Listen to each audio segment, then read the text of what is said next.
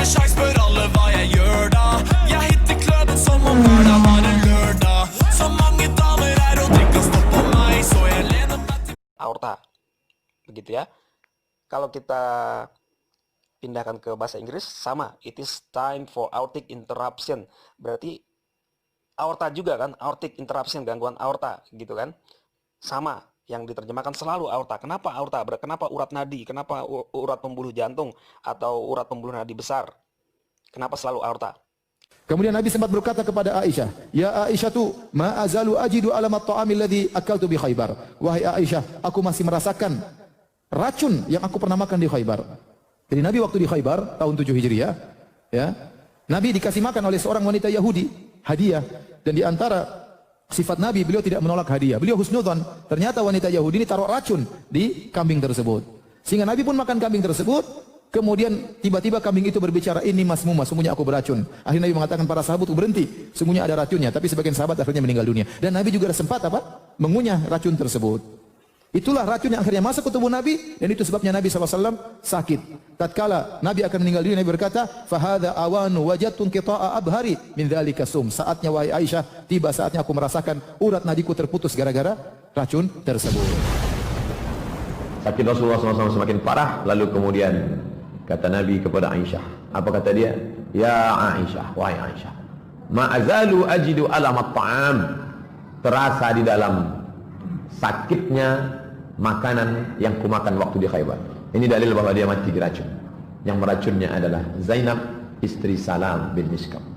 Aisyah, aku merasakan sakitnya. Sampai hari ini kurasakan. Fa hadza awan. Inilah masanya. Wajadtu inqita'a abhuri. Aku merasakan terputusnya urat disebabkan oleh racun itu. Terputus uratku disebabkan oleh racun itu. Ada beberapa riwayat yang cerita tentang hal ini.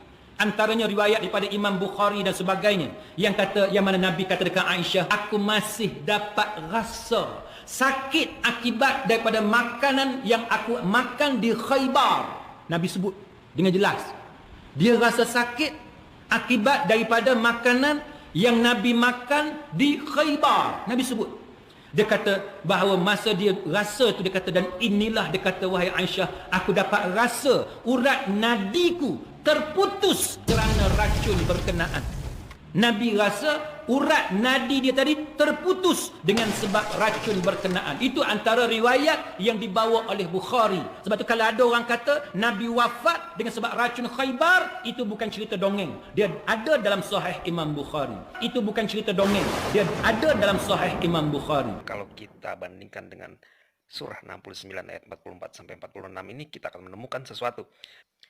Kita lihat di sini ayat 44, dan sekiranya dia dalam kurung Muhammad mengandang-andangkan sebagian perkataan atas nama kami, pasti kami pegang dia pada tangan kanannya, kemudian kami potong pembuluh jantungnya.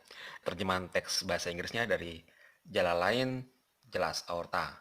Sahih Internasional juga di aorta. Oke, live artery ya sama. Itu semua merujuk pada hal yang sama, yaitu urat pembuluh jantung atau urat nadi atau di aorta.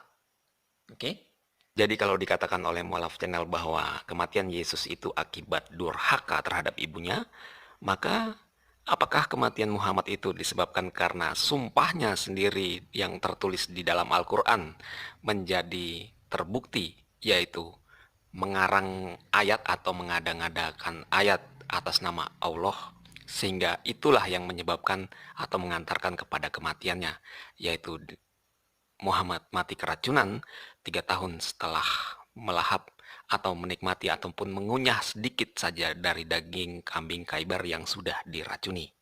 Jadi keracunannya itu efeknya baru bekerja 3 tahun kemudian. Tidak peduli itu karena demam kah, karena sudah memang waktunya kah. Tetapi atas pengakuan dari Muhammad sendiri berdasarkan dalil yang sahih yang sudah kita baca tadi, bahwasanya memang diakui bahwa pembuluh jantungnya atau urat nadinya atau aortanya itu terputus.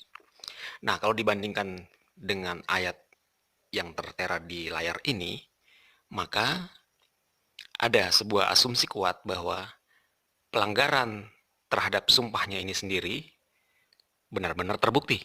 Bangkit dan mencari